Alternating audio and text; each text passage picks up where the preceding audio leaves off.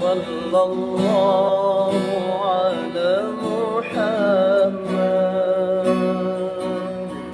صلى الله عليه وسلم صلى الله على محمد صلى الله عليه وسلم. Malam ini kita menyadarkan diri kita, terlebih lagi yang berceramah, jangan kau hanya sampai menyampaikan ayat saja. Hai Abdul Somad, apakah kau yang bicara itu hatimu sudah hidup?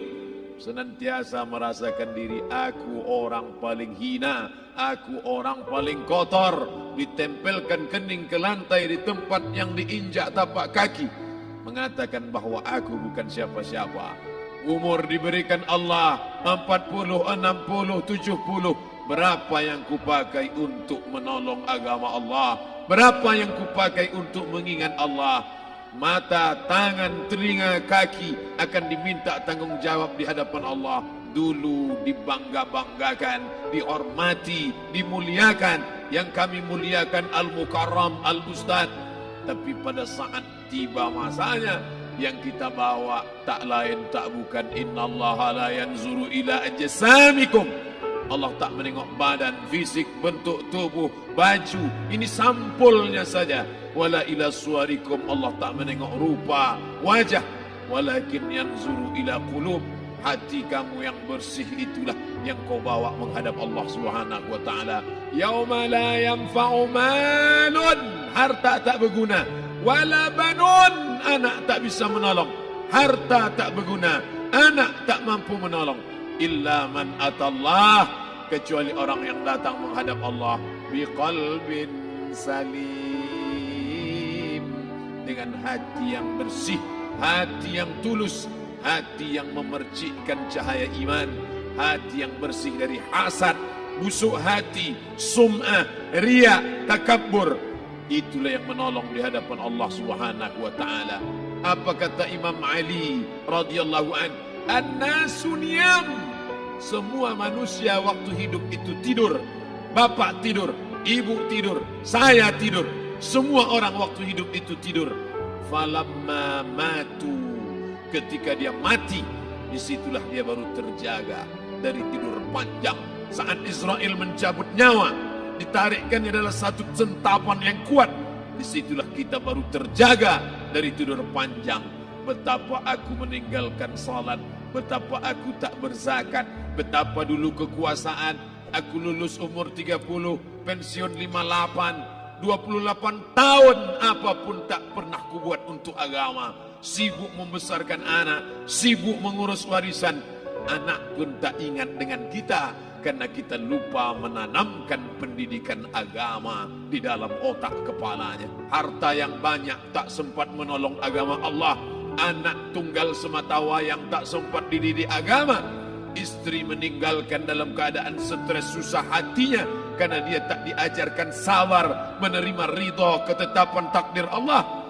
Dan paling celaka, tak pernah anggota tubuh ini dipakai untuk berzikir, muhasabah, mengingat Allah. Tak pernah mata dipakai menengok Quran, kitab suci Allah. Tak pernah dipakai hati merenung sejenak, apa yang akan kubawa mati menghadap Allah Subhanahu wa taala. Abdul Somad dari dalam tanah naik ke atas tanah, ceramah, masuk balik ke dalam tanah. Yang kau bawa apa? Baju koko tinggal, peci tinggal, pakaian kehormatan tinggal.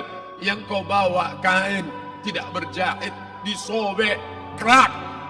Itu yang akan menyampul kulitmu, yang selama ini kau dimandikan, dibersihkan oleh ibumu dulu 60 tahun yang lalu. Sampai masanya kau lupa kapan kau dimandikan dulu. Sekarang ruh melihat, disebut dia ruh karena dia raha ya ruhu ruh, seperti aroma semerbak yang datang pergi hinggap. Ruh sampai masanya dia datang masuk ke dalam jasad. Ruh sampai masanya dia pergi meninggalkan jasad. Malam ini dimuliakan Al-Mukarram Haji Abdul Somad LCMA. Kenapa Abdul Somad ini dimuliakan? Karena ruh hinggap sejenak sebentar, sampai masanya besok pagi dia ruh keluar dari dalam tubuh ini. Anak yang katanya ayahku sayang, istri katanya kaulah abang, sampai masanya mereka tak lagi mau mendekat. Rumah itu saya yang buat, saya yang mengukurnya.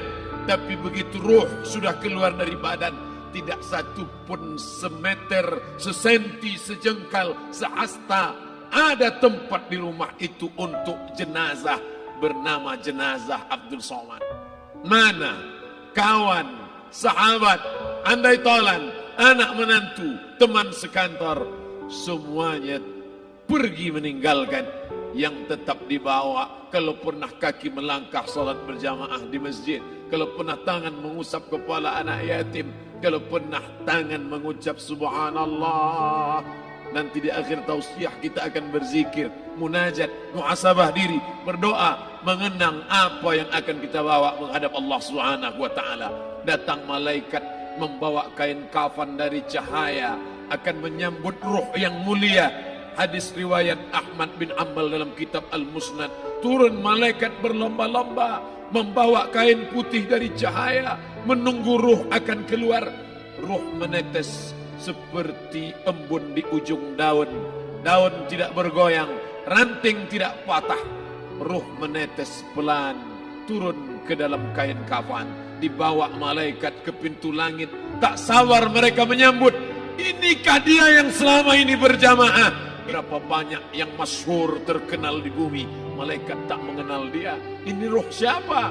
Tapi ini bukan LCMA, dia bukan ustadz, dia bukan ulama, tapi imannya dalam, kekuasaan dipakai menolong agama Allah.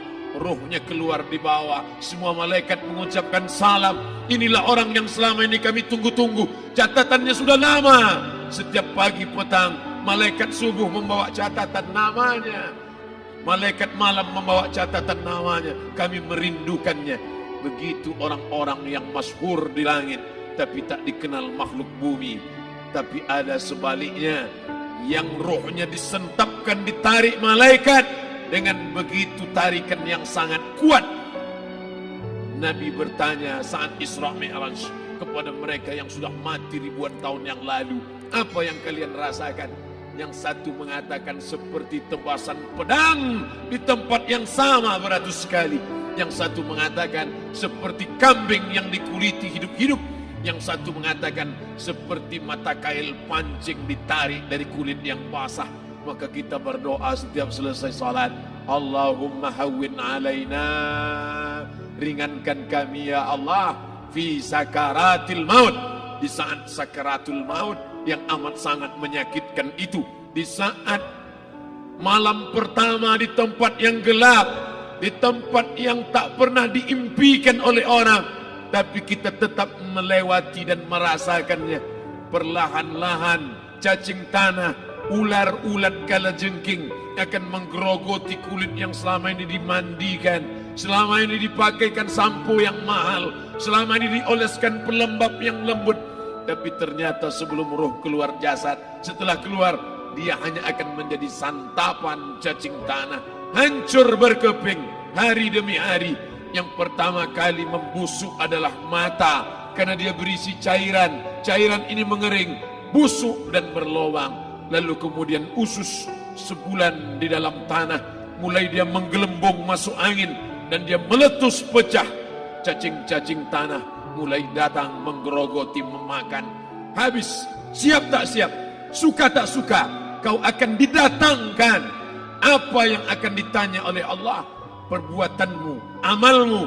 Faman ya'mal mithqala dzarratin khairan yarah. Sebesar biji sawi, sebesar ujung rambut, kau aniaya orang, kau makan titik puluh keringatnya. U'tul ajira ajrahu, berikan upah pekerjamu, gaji tukang panenmu, gaji tukang cuci setrikamu. Kau makan, kau tahan 3 bulan. Dia tak menuntut, dia senyum, dia hanya mampu mengadu kepada Allah. Tapi titik peluhnya yang keringatnya air matanya akan kau balas di hadapan Allah Subhanahu wa taala. Di saat itu tak ada siapa bisa menolong. Hari ini uangmu banyak, kau bayar pengacara handal 1 jam 100 juta, bebas tanpa syarat. Tapi di hadapan Allah semua akan bersaksi. Al-yawma nakhtimu ala, lidah yang selama ini pandai bicara dikunci, ditutup Allah taala yang akan bicara. Wa tukallimuna aydihim wa tashhadu arjuluhum, kaki akan bersaksi, tangan akan bicara. Bima kanu yaksibun, yang pernah dilakukan di masa yang lalu. Mata melihat seolah-olah nyata perbuatan itu pernah dilakukan dulu. Kita lupa, kita tak ingat. Tapi catatan malaikat terlalu terang benderang. Wa in kullun lamma jami'ul ladaina muhdharun. Catatan dibaca sampai-sampai orang itu tak percaya. Ma li hadzal kitab, kenapa buku catatan saya ini la yughadiru saghiratan, yang kecil-kecil, wala kabiratan, yang besar-besar, ahsaha, semua tercatat dalam buku catatan yang nyata. Dalam surat Al-Isra apa kata Allah? Iqra. Hari ini kalau dikatakan Iqra baca Quran, Iqra baca Yasin, malam Jumat Iqra baca surat Al-Kahfi. Tapi sampai hari itu Yasin tak bermakna, Al-Kahfi tak lagi disuruh baca karena hidup sudah berakhir. Iqra, baca. Apa yang kau baca? Kafa binafsikal yawma alaika hasiba. Baca buku catatan amal. Sampulnya dosa, isinya dosa. Catatan kakinya dosa, sampul penutupnya dosa, bibliografinya dosa. Sampai ia pun tidak percaya, kenapa aku hidup hanya dosa saja. Saat itu dia mendengar teriakan azab, saat itu dia menyaksikan pekikan teriakan sakitnya siksa. Rabbana, ya Tuhan kami, farji'na, balikkan lagi kami ke dunia. Rabbana, ya Tuhan kami, absarna, mata kami sudah melihat azab. Wasami'na, telinga kami sudah mendengar sakitnya, pekikan, teriakan, jeritan. Farji'na, balikkan lagi kami ke dunia. Na'mal salihan, kami ingin amal saleh. Kami ingin bantu masjid, kami ingin sekolahkan anak yatim, kami ingin muliakan fakir miskin, kami ingin bantu panti jompo. Farji'na, balikkan lagi kami dunia. Kami ingin salat tahajud, kami ingin tahiyatul masjid, kami ingin puasa sunat. Saat itu penyesalan tak lagi berguna. Na'mal salihan, kami ingin amal saleh. Andai kau beri kami tenggat waktu ya Allah, laula akhartani, kalau kau beri aku waktu, ila ajalin qarib, aku tak minta hidup 1000 tahun. Ila ajalin qarib, sebentar saja kau hidupkan aku ya Allah. Di situ orang baru tahu apa yang pernah dilakukan dulu, yang di masa lalu. Tak ada cara lain kecuali malam ini kita bertaubat, taubat nasuha, mandi, solat sunat taubat. Ma min muslimin yuznibu zamban, ada orang silap, khilaf, buat dosa, salah. Siapa yang tak pernah salah? Sedangkan datuk moyang kita Adam pun salah, tapi dia mengetahui, sadar salahnya. Dia berdoa, Rabbana zalamna anfusana, kami sudah menzalimi diri kami. Wa illam taghfir lana, kalau kau tidak mengampuni kami, wa tarhamna, kalau kau tidak merahmati kami, lanakunanna minal khasirin, kami termasuk orang yang rugi ya Allah. Maka malam ini kita bermunajat kepada Allah, berdoa, mengenang masa lalu, bergelimang dosa, besok tak akan kita ulang. Kita minta ampun kepada Allah Subhanahu wa taala. Astaghfirullahalazim, astaghfirullahalazim, astaghfirullahalazim.